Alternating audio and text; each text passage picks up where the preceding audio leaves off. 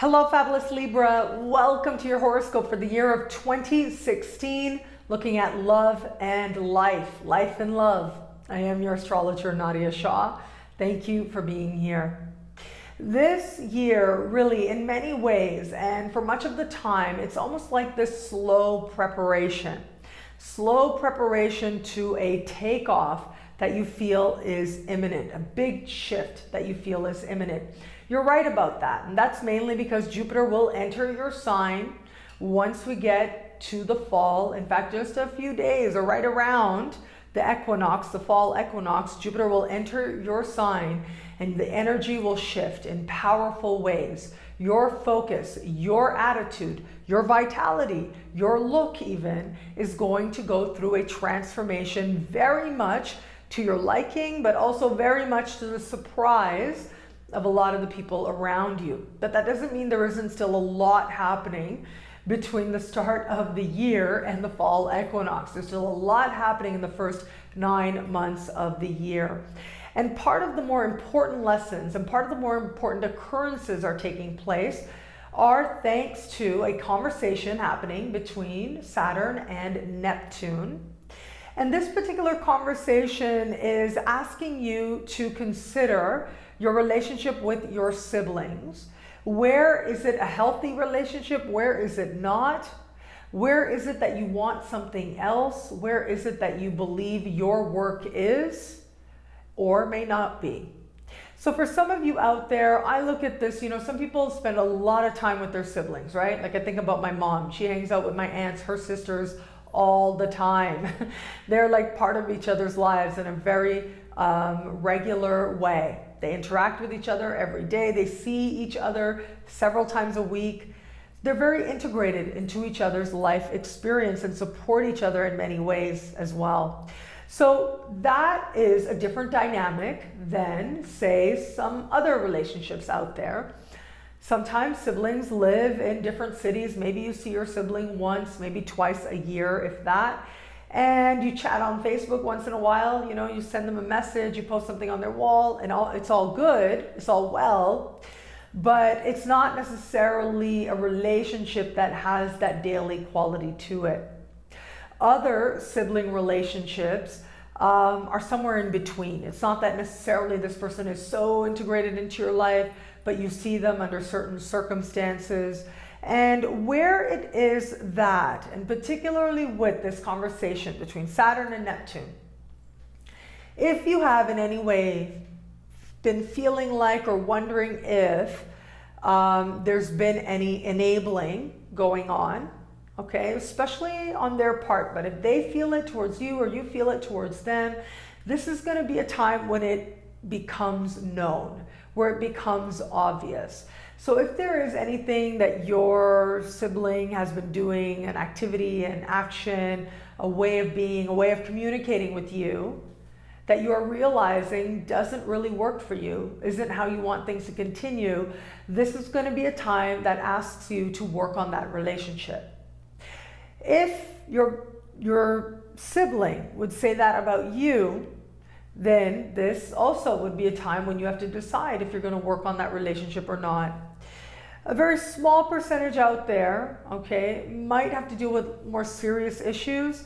And ultimately what this type of conversation says to me, understand where it is that you're practicing tough love and understand where it is that that's not what you're doing, that you're holding on to something, you're holding on to a grudge or a resentment.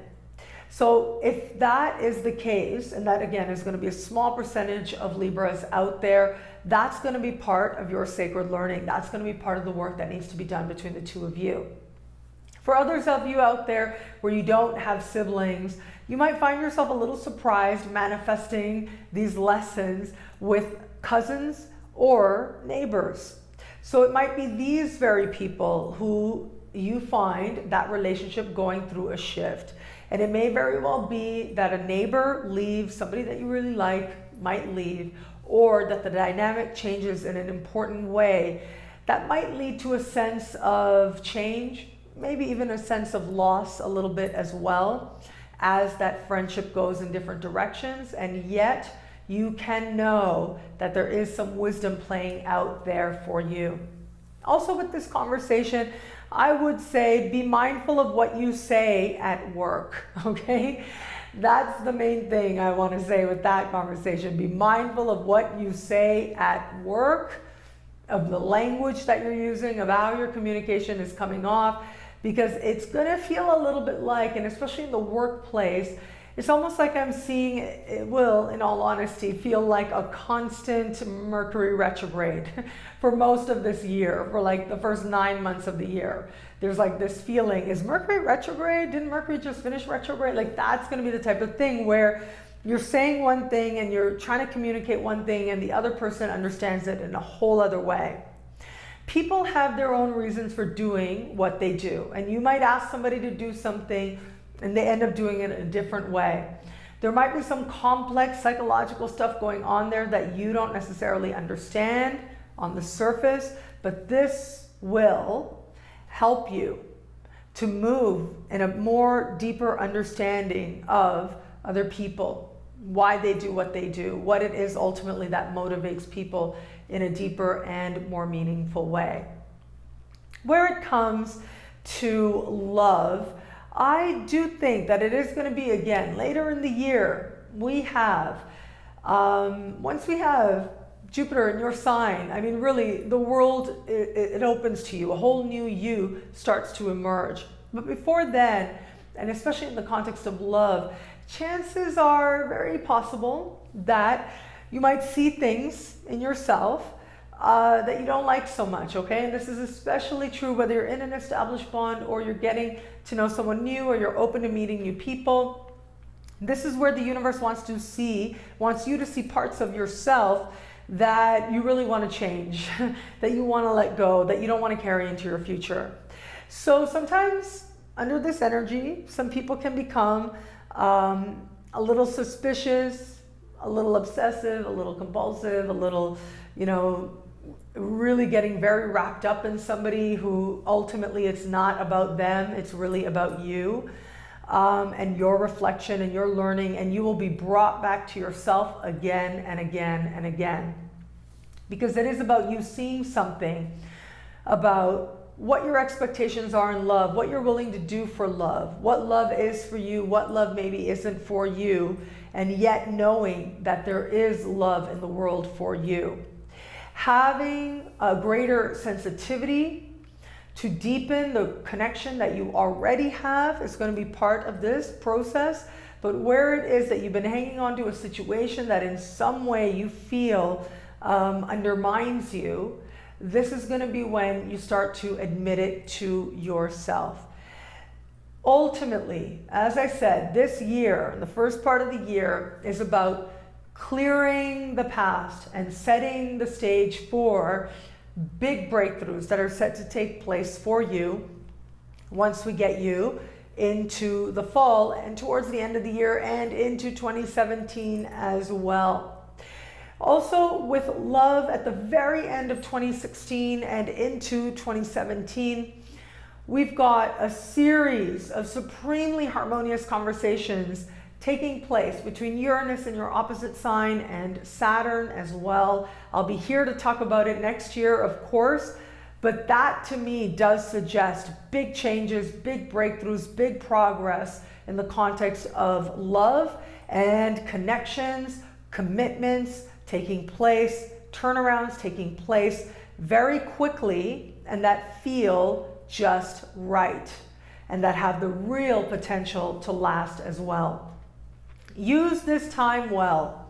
Use this time well to understand that it isn't always about what you say, it's also about how other people are receiving it, and you do your best from your side of it while surrendering the rest, knowing that they are going to see things from their perspective and what it is that they need. Also, this year, what I love about this year for you is that you're coming to a deeper understanding of who your people are, right? Like who's with you, who it is that is around you, who it is that is close to you, who it is that you can talk to, and where it is that those conversations are healthy and empowering, and where it is that maybe not so much. Where it is that now you're ready to be spoken to and talk about different things, you're ready to make a shift in your spirituality, so you're seeing things differently, and where it is that you can continue to affirm some very strong love available to you from many sources, platonic, romantic, and otherwise.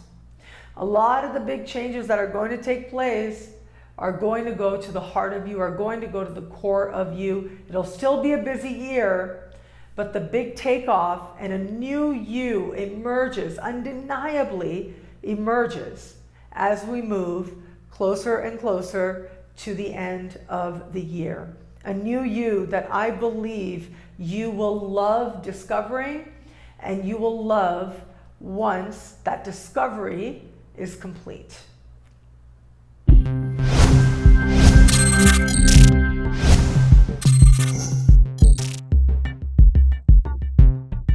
Bu akşam seminerimizi canlı olarak mobil uygulamamız üzerinden yapıyoruz.